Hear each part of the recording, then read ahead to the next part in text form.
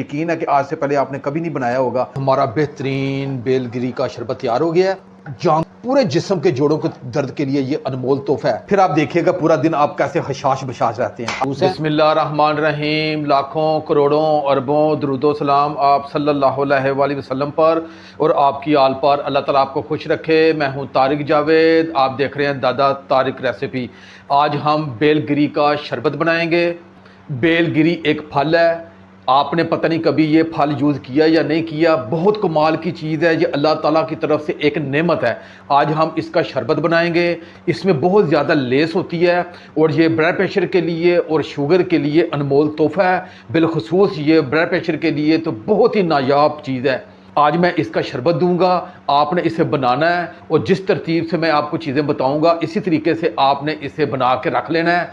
और हम इसके जो बीज होंगे उसकी फक्की भी साथ बनाने की रेसिपी में दूंगा। मसलन आज मैं आपको 2 in 1 रेसिपी आपको देने वाला हूँ बेलगिरी के फल की।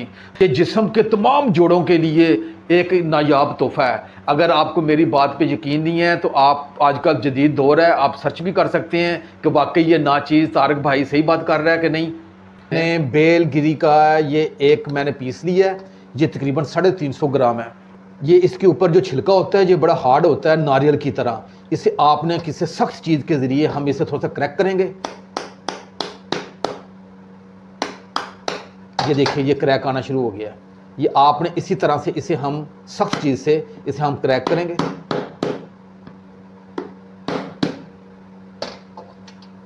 जी मैंने हार्ड चीज़ से इसे ज़रब लगाई है तो ये इसका पीस ये अलग हो गया। ये देखिएगा इसका ये अब छिलका अलग हो गया है। ये देखिएगा ये इतनी ज़बरदस्त और जानदार चीज़ है, सिर्फ आप सोच सकते हैं इसकी इफादियत क्या है। मैं आपको बार बार कह रहा हूँ कि जदीद दौर है, आप अपनी तहकीक भी कीजिएगा कि तारिक भाई सही बात कर रहे हैं। अब इसका जो हार्ड ये छिलका है ये हम इसके अंदर जो सारी जो चीज़ें हैं इसका गुद्दा वगैरह वो निकाल लेंगे और इसके अंदर बीज होंगे वो भी हमने निकालने हैं। अब मैं ये सारे इसके छिलके को उतार लेता हूँ।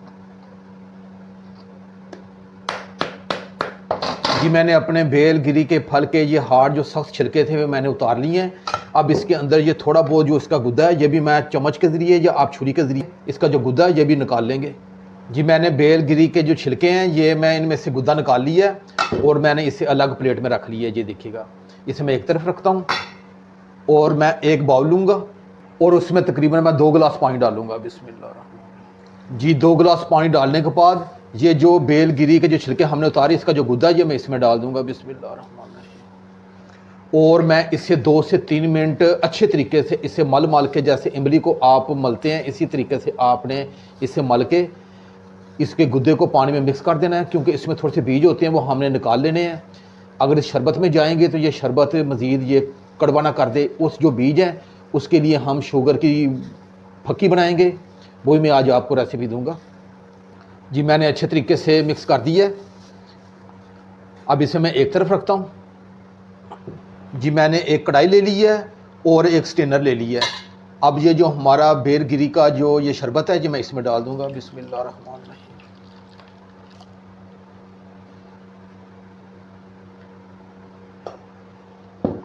और इसे स्पैचुला की मदद से आप या कोई भी आपके पास चम्मच हो इसे आपने अच्छे तरीके से ये छान लेना है, क्योंकि इसके अंदर भी ये बीज होंगे तो ये इसे हमने रिमूव करना है और बीजों को नहीं हमने इसमें डालना, क्योंकि इसकी अलग मैं फक्की बनानी। अब ये बीजों में कड़वाहट होती है तो ये हम शुगर के लिए फक्की बनाएंगे। अब इसे मैं एक तरफ करता हूँ। जी चूल्हे की फ्लेम को मैंने ऑन कर लिया है। आज की रेसिपी क्योंकि ख़ास होने जा रही है इसलिए हम चीनी का इस्तेमाल नहीं करेंगे, गुड़ का इस्तेमाल करेंगे।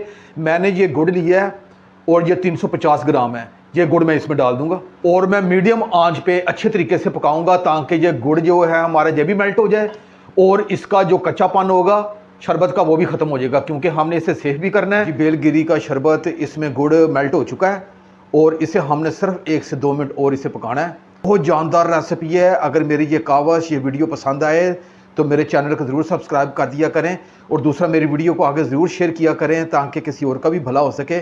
बहुत कमाल का ये शरबत है और मुझे यकीन है कि आज से पहले आपने कभी नहीं बनाया होगा। अब मैं चूल्हे की फ्लेम को मैं ऑफ़ करूँगा, क्योंकि जब ये पहला उबाल आ जाए उसके बाद आपने सिर्फ 2 मिनट के लिए इसे पकाना है ताकि इसका कच्चापन ख़त्म हो जाए। फिर आगे क्या करना है फिर मैं आपको बताता हूँ। और इसके ऊपर ये जो झाग है इसे मैं थोड़ा सा रिमूव कर दूँगा, निकाल दूँगा। जी मैंने शरबत में से ये ऊपर से जो झाग थी ये मैंने निकाल दी है, आपने ये झाग निकाल देनी है। अब इसमें एक तरफ, और ये हमारा बेहतरीन बेलगिरी का शरबत तैयार हो गया है। इसकी थिकनेस भी देखिएगा, बहुत ही जानदार शरबत है आज का। अब इसे क्योंकि मैंने सेव करना है, इसमें 3 टेबल स्पून मैं लेमन का रस डालूंगा। इसमें आपने इसमें नमक नहीं डालना। पूरे जिस्म के जोड़ों के दर्द के लिए ये अनमोल तोहफा है। और इसे अभी मज़ीद मैं ठंडा करूँगा, अभी थोड़ा सा गर्म है।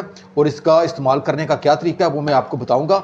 अब ये हमारे पास जो इसके बीज और ये धागे वगैरह आपको नज़र आ रहे होंगे, जो शुगर के लिए बहुत ही ज़बरदस्त बनने जा रहा है। अब मैंने एक ग्राइंडर जग ले लिया है, जो बीज हैं ये मैं इसमें डाल दूँगा। बिस्मिल्लाह। और इसमें आपने पानी डालना है आधे गिलास से थोड़ा सा कम। क्योंकि मैंने इन बीजों को अच्छे तरीके से ग्राइंड कर लिया है। ये 1 से 2 मिनट सिर्फ मैंने किया है और ददरा सा करना है, दानेदार, ताकि ये रहे। चूल्हे पे मैंने फ्राई पैन रख लिया है और ये जो किया हुआ जो मवाद है ये मैं इसमें डाल दूंगा। और ये थोड़ा सा जग में पानी डाल के इसका थोड़ा सा हंगाल जो होगा ना वो भी, ताकि कोई चीज़ आया ना जाए। ये अल्लाह ताला की ख़ास नेमतें हैं। और ये नहीं जी, और अब मैंने आंच को रखना मीडियम और इसका पानी हमने खुशक करना है जी। बेलगिरी के बीजों को मुझे पकाते हुए 4 से 5 मिनट हो गए हैं और इसका पानी मुकम्मल खुशक हो चुका है। और ये शुगर के लिए बहुत ही ज़बरदस्त आज मैं आपको ये नुस्खा देने लगा हूँ।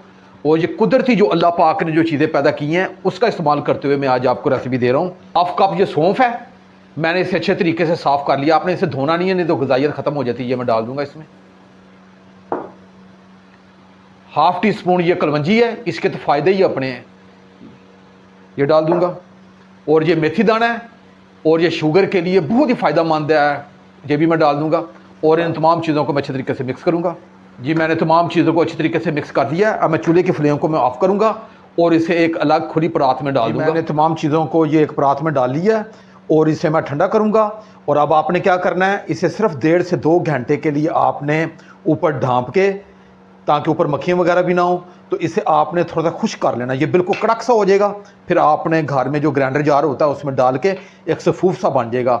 ये आपने बना लेना है। और इसका तरीका इस्तेमाल किया है, ये मेरे पास टी स्पून है, आपने हाफ टी स्पून ये आपने सफूफ ले लेना है। और आपने नाश्ता करने के 1 घंटे के बाद आपने पानी के साथ लेनी है। इंशाल्लाह ये कुदरती जो चीज़ मैं आपको बताई है ये शुगर के लिए अनमोल तोहफा है। आप ये इस्तेमाल कीजिएगा। और ब्लड प्रेशर वाले भी इस्तेमाल कर सकते हैं और जो आम नॉर्मल सेहतमंद आदमी है वो भी इस्तेमाल कर सकते हैं। ये आपने ज़हन में रखनी है बात।